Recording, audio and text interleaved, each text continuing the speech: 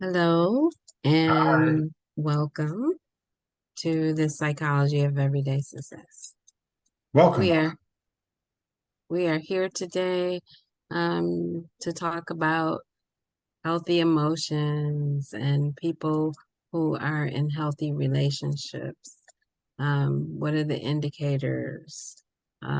So it's going to be a really good topic, how to know if someone is emotionally healthy enough for a relationship with you. We'd like to just kind of share a little bit about that. We have a group over at Facebook Live. It's called the Psychology of Everyday Success Group, and you are welcome to join us. You can put that right in the search bar, and it'll take you right to where we are. Um, so, um, we will begin our topic and just kind of share a little bit about that. Um, Hoping that you'll get something good out of that today and maybe even join our conversation. So, Absolutely. absolutely. Yeah. So, um, when we're talking about emotionally healthy, um, emotionally healthy, of course, has to do with emotions, but it's also how you claim your emotions, um, how you name them. Do you name them or do you just kind of not know how you feel and kind of blink out or find other ways to manage your stress? And so we are going to talk a little bit about that. How do you manage stress? What do you do to relax? How do you have fun? When you have failures and setbacks, what do you do? What are your responses? So that's a very important piece of knowing how people deal with that kind of um, um that kind of relationships, those kind of relationships, and that kind of stress or stress management. Yeah. I would say that kind of relationships or stress management. So Tim, where are we going to start? Because we are on. Yeah. Um, I think it's interesting. This has been such a complex topic. People it's generated a lot of energy, if you will. People have seemed to we kind of put that out to the group, to look at. So how do you know if somebody's emotionally healthy enough to be in a long-term relationship with you? And we've had several, people go, well, I don't think you can know that. You know, Yeah, um, we did get some comments where people were saying you can't really know until yeah, you're in a relationship with them. So that was kind of interesting. And I don't think I expected that kind of answer. right. um, I wonder why people think that you can't see red flags. I think that was one of the questions. When there's red flags Mm, that people are giving you, and maybe not everyone notices red flags. Sometimes that can be an issue. that's So, what do you think, Tim, as far as like noticing red flags? I just think it's so uh I think that sometimes people have difficulty noticing red flags because they have difficulty noticing things beyond their own emotional state. Sometimes they have difficulty noticing their own emotional state, right? And so to be able to notice red flags in someone else's emotional state, you have to first know what's going on with you, Mm, right? that's true. So how you connect with other people says way more about what's happening intrapersonally or internally where you're concerned than it doesn't even Mm, necessarily about the other person. So if I'm not connected to me, I'm not yeah. likely to be able to notice when somebody else is having issues connecting with themselves. Um, Is it just about connecting though? Say more. What do you mean? Well, you know, when you say connecting, I mean, I don't know that people really know what it means to be connected to yourself. Mm, what does it mean to be connected to yourself? Wow, now that's deep. That's deep. Well, can I take a stab at that? Sure. So I think what it means to be connected to yourself is to, first of all, be self-aware, right? I gotta be self-aware enough to understand that what is going on in my life, what is going on internally with me. How do I feel? Right. So often when we ask people, how you feel? We get the term fine. I'm fine. And what we say. What does fine mean, Tim? Yeah, we're about to tell you. You have an acronym. Freaked out, insecure, neurotic, and emotionally unstable. Stable. Right? And so often, but here's what's true. We often walk around being fine. I'm fine. How you doing? I'm fine. Well, what that means really is I ain't got nothing going on. I'm not about to freak out at this moment. But my life is not necessarily in the best of shape. So ultimately, be connecting with me is first of all about being self-aware, noticing what's really going on with me, and being able to name, claim, and own what's happening internally with me. So being able to use, we talked about being able to use I feel statements. So like I feel overwhelmed. I feel joy. Right? I feel confused. I'm confused. Yeah. I feel sad or upset. You give me, I feel anxious, or I feel energized. So being able to name your feelings are absolutely critical. Often the primary feelings people are really able to maintain or to name often are mad, tired, and sad. Maybe sad. Most of the time, sad is really, it's hard to. Mad before we're sad. We use mad to cover up sad. But I was going to say hungry. Yeah, people do know hungry. They know hungry and because often we eat our feelings. Oh, okay, yeah. Right? Can I just keep it real? Yeah, coping mechanisms are common. I'm talking about me. Yeah. Sometimes in the past I've eaten my feelings because I didn't want to feel what I felt. So anyway, the point is that so I those are the ways that there's some ways that you begin the process, and it is a process of really connecting with self in an authentic way. Yeah. What they say is the 13th commandment. Not the 13th commandment. The how many commandments are there? The 11th commandment. Okay. Thou shalt not kid thyself. Kid thyself. Thou shalt not kid thyself. And ultimately, when I'm not connected to me, I'm just putting on a farce. I'm pretending to be somebody that I'm not, or in a state of being that I'm not actually. So that's the starting point to me. What are your thoughts? I've been talking a lot. What are your thoughts? Well, I really like that. It definitely has to do with how people manage their emotions. But I like how you said how people deal with negative stress, because you can find yourself coping sometimes very negatively. And we've talked about all the numerous ways that people cope, sometimes leading to addictions and stuff like that.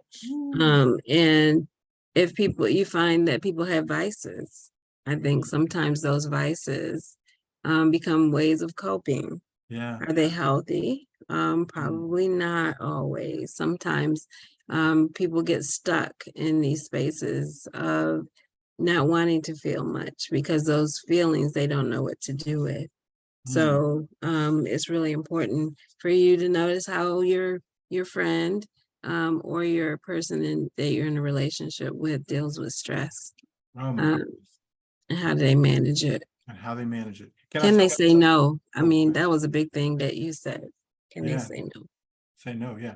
Can I just reminded me, what you said reminded me of something.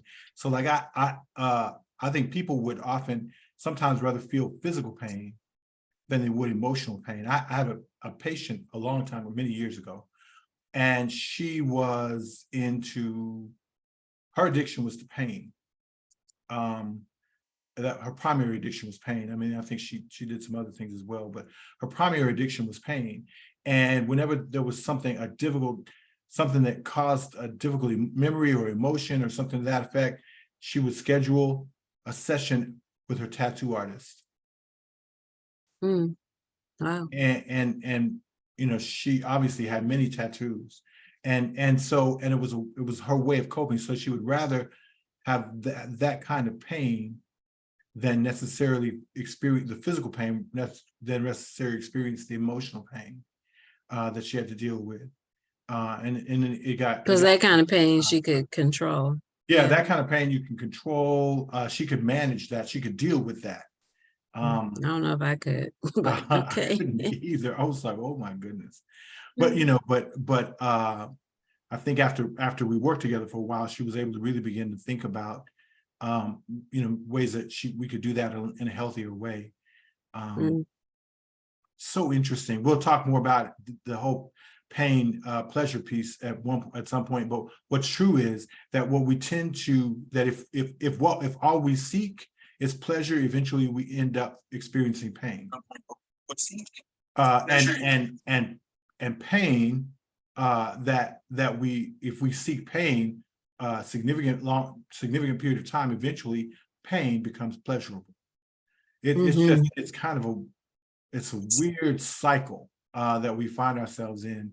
But yeah, we'll talk more about that at some point when we talk about addiction directly. So I wanted to ask about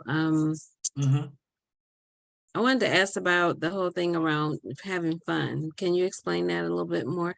What does having fun have to do with healthy relationships? Woo. Yeah, so if the person you're considering being in a relationship with, having a long-term serious relationship with, if that person doesn't understand the whole concept of fun and isn't interested at all in doing that, right? Or chooses to have fun in ways that are likely unhealthy, lead to unhealthy behavior patterns. Then they may not be the best, they may not be ready at this point. Doesn't mean they won't necessarily be ready down the line, but right now they're likely not ready, because how a person has fun says a whole lot about their emotional state. Yeah. Have you ever known anybody who did not and could not figure out how to relax enough and be in their own skin to the degree that they could have some fun? That's telling. That says a lot, I think, about somebody's emotional state. I have, and it was a very uptight relationship. Very stressful one, actually, because they didn't know how to come down from tension and stress, and didn't know how to feel or express how they were feeling. A lot of times that made it very hard for them to get along with me. So yeah, I mean, if they're always operating at a 9.9 in terms of a stress level, right, and can't figure out how to come down, or even see the value in doing so, I mean, that's detrimental to any relationship. That person is not healthy emotionally. No matter how much money they make, no matter what kind of car they drive, no matter what they do for a living, that is not healthy emotionally. So finding ways to have fun. Does that make sense? Is that kind of along the lines of what you were thinking? Yeah, I think so, because again, it goes into use of vices versus trying to do healthy stuff like exercising, or choosing to go play pool, or doing something fun like bowling, or a lot of people say, that's boring, but they're actually healthy things to do to remedy stress. Even walking, even riding bikes, even finding some hobby to kind of focus on. So or even just like music can be a big a big way to relax and enjoy yourself, have fun. Music. It can be And so, simple things. yeah. So one of the things that I look at is like, so what kind of music does this person tend to hang out with and talk and listen to? Because that says, I think, a lot about who you are on some level. I like smooth jazz, so I'm not sure what that says about me, but I like hard rock. No, I'm just oh, kidding. whatever. Just You kidding. do not. But yeah, but yeah, it's fun to have fun. Chad says, I agree. Chad says, I had a person who I thought was a great friend until I came in the middle between her and alcohol. Her, Mrs. Hyde was activated immediately when I confronted her about her. Mrs. Hyde. Mrs. Hyde, yeah. Okay, Chad. Yeah, thanks, Chad. Yeah, Yeah. it can be pretty pretty difficult. I'm stealing that, Chad, Mrs. Hyde. But maybe, because Chad just kind of mentioned, some people were saying, you don't really know until you get to know them. But I think that we get these signs, we get these signs every now and then that something might be a little bit off, which is a good, like even recognizing like spaces that you should be in. Like, do you want to invite this person home, to show them where you live and all that initially, or do you want to meet them out in society, right? So you kind of gauge things as you go to determine how healthy somebody's going to be, sometimes it's not time to invite them home to mom or to in your own space because you don't know them very well. Yeah. And I think that's part of too, kind of recognizing signals and signs and flags. What are red flags? I mean, like, maybe we should talk about that because obviously some people didn't know about them very well. Well, yeah. And what they look like. Well, yeah. Well, what's interesting to me when we talk about red flags is the information that we got from the National Center for Emotional Wellness. They talk about emotional wellness as an awareness, understanding, and acceptance of our feelings, as well as our ability to manage effectively through challenges and change. And one of the things they shared, which kind of goes back to the whole red flag piece, is that the United States spends more money to treat mental health disorders than any other disease or medical condition. Isn't that crazy? Yeah, it is. And they also say anxiety disorders are the most common mental health illness in the United States. Yeah, anxiety. How people, yeah, go ahead. I was just going to say the last one, and depression is now the leading cause of illness and disability worldwide. So if someone is, so you talk about red flags, so if someone is often anxious, that might be a sign that maybe, emotionally, they're just not really ready yet. So here's, now, let me just throw this out at you, Jen. So there's this whole piece around, I see that somebody is suffering, right? And I am going to help them out of their suffering. I am going to ride in on my white horse and save the day. I alone am the person who can pick them up and help them to become healthy again. And it is my call now in life to make sure that that person is happy. What's wrong with that type of thinking and that approach to relationship? What are your thoughts? Say it again now. What did you say? So I've noticed that this person who I think is attractive and I'm interested in talking to and connecting with and getting to know on a more intimate basis, I've noticed that person is often anxious and often has difficulties, staying focused and has problems with just not feeling quite right all the time. Some often anxious, often depressed, and so. But I'm making my mission in life as the person who is healthy enough to ride in and on my white horse and save the day for them. I can make that person happy. I can do the things, I can be everything they need me to be in order for them to feel happy and for us to be happy together. I can change them. What's wrong with that line of thinking? I think when you try to go into a relationship changing somebody, that means there's something wrong from the beginning. So Ooh, you don't okay, want to change people. If okay. you don't like them as they are, maybe you should kind Hmm. of like be careful about whether or not this is a relationship you should look into or be comfortable around or Be a part um of. yeah, part of. I mean, I think there's also these, like people who are violent or they get loud on you or angry or easily frustrated. Hmm. All those kinds of things, they, might mean they have a temper problem.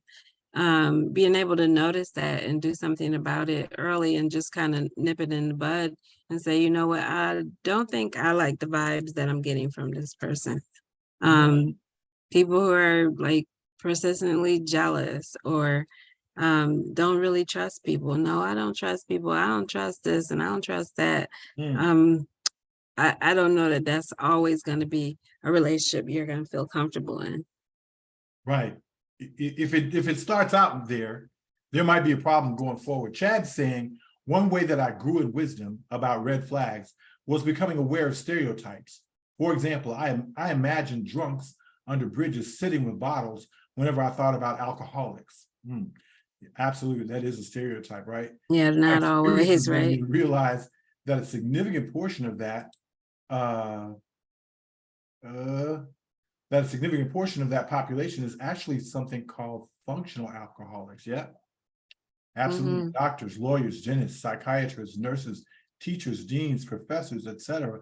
My understanding of addiction grew exponentially. Yeah, that's entirely true. Sometimes we have these stereotypes of people, uh, Hmm.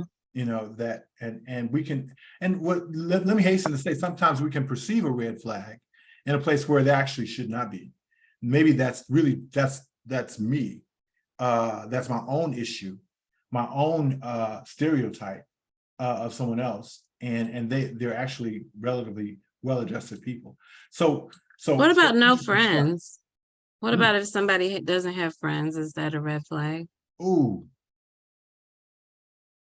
ooh. I think so. I think so. If somebody if you're their only friend, you might want to rethink that. I mean, it might not be bad to hang out with them sometimes, but you know, uh, Well, yeah, it's not that they just could be an introvert or just don't like hanging out around people or I mean, like, what does but that you, mean? but what does that mean? I don't mean, it could Yeah, mean a when lot of people things. don't have friends. I think it means that they don't really trust, intimacy and conversation and don't trust people. And so Yeah, they kind of refrain from interaction and engagement altogether. it could be. Chad says, "What if they have no cool friends?" LOL. Chad, what are you talking about me, Chad? What are you trying to say, Chad? No cool friends. No, no, yeah, I mean, absolutely. I think it's kind of that's an interesting perception. What I really wanted to get at, where I was going with that whole scenario of, the person riding in on the white horse and being the person to kind of save the day, is really more the whole construct of going into sort of codependence, Hmm. right? If I believe that I'm the one who has to, this person doesn't have any friends other than me, and I have to be the person then who to help to make them happy, help to make them keep them from being depressed, help to ease their fears and anxiety. Hmm. That's not a healthy place to be. It's not a Hmm. good way to be a friend either.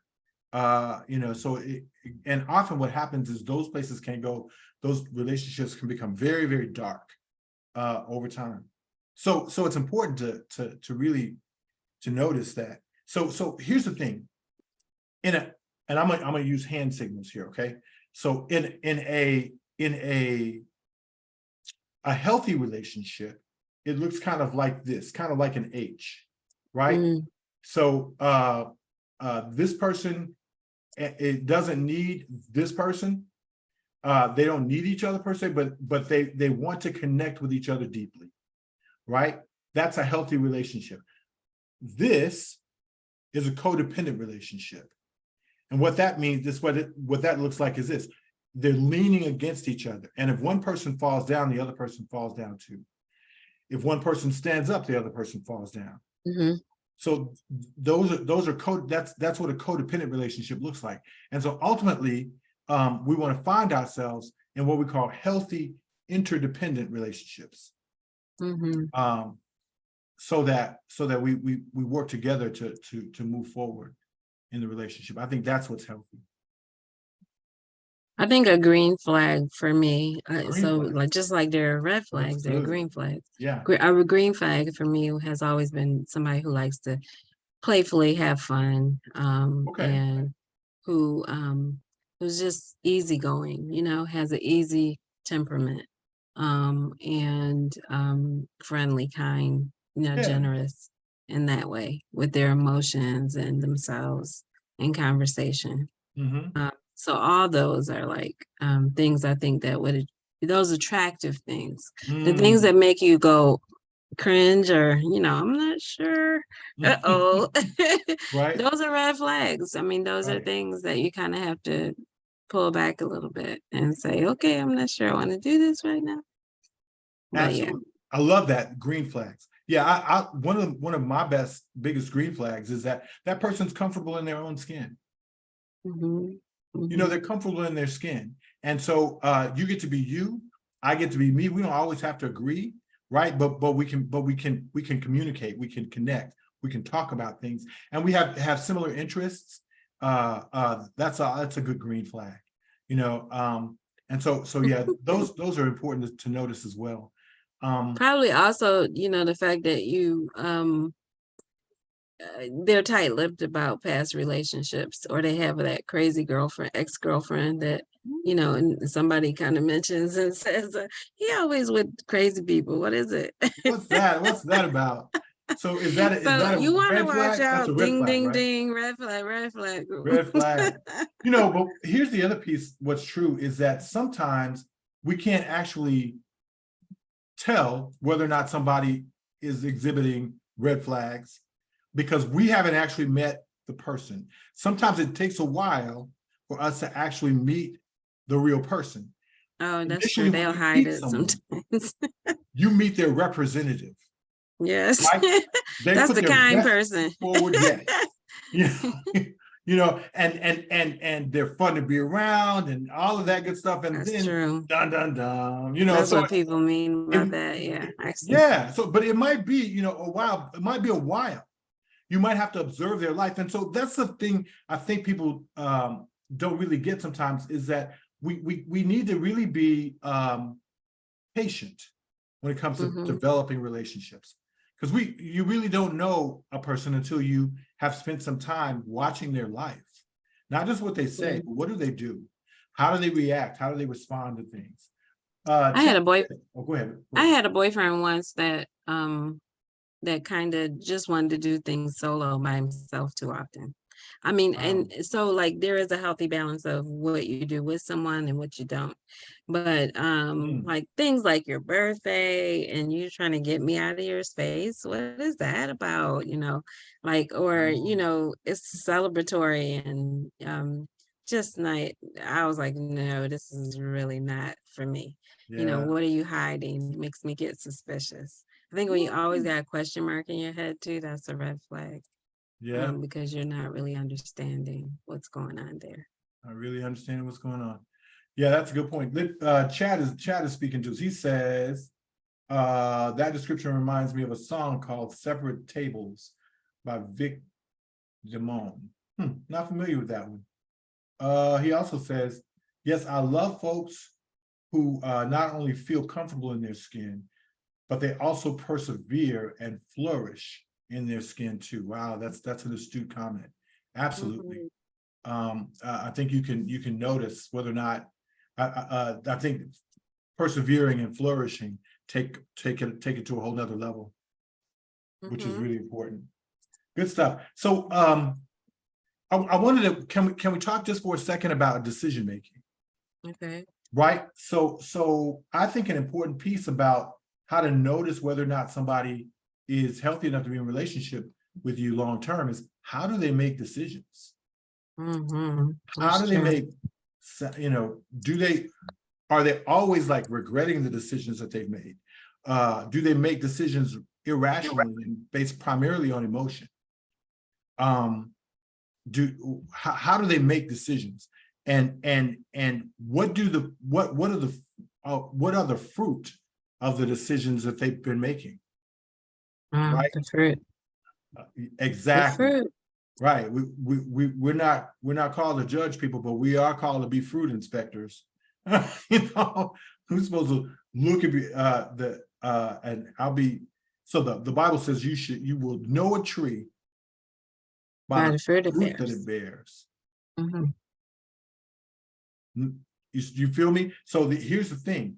What are the fruit that come up for that person? What are they experiencing in their lives? And have they, now I'm not saying that people won't make bad decisions, because we do sometimes. I know I've made my share and still making them to some degree. But the question is, did I learn from the decision? Do I keep doing the same behavior over and over and over again and expecting a different result? That's right.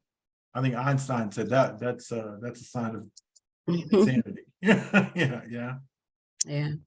So what are your thoughts about how people make decisions, Jen? Well, I just know when they don't make them together, like if you're in a relationship and you don't make them together, you always want to make selfish ones. I think sometimes those are red flags. Okay. Where they're not considering you or your time or your energy, or even the fact that, like you say, I want to meet, your parent. And they're like, well, like we've been together 10 months and you still haven't done that. I think, okay, and that's your expectation as well. I usually meet people parents after 8 months. Why are you sticking around? This relationship might not be something that you want to be a part of then. If that person hasn't committed yet and you're already feeling committed. That kind of thing. Yeah. The other piece, and you raised a really interesting point. Parents, yes, but also friends. How do they decide who they will allow to be in their friend circle? Right? Because the decisions that you make about who your friends are have a significant impact on what happens where the quality of your life is concerned down the road. Right. I had a mentor who used to tell me, I can look at who you're hanging out with now and tell you what the next 10 years of your life is going to look like. So will they let you meet their friends, right? And when you meet their friends, because here's what's true: that person that you consider being in a relationship with is likely trying to impress you, but their friends don't care whether or not they impress you. You know what I'm saying? Often they will tell you that they will be their authentic selves around you. And if they are close friends to the person you're considering connecting with, you might want to pay attention to how they act when they're around you, because and the kind of choices and decisions that they make. Because what's likely is the fact that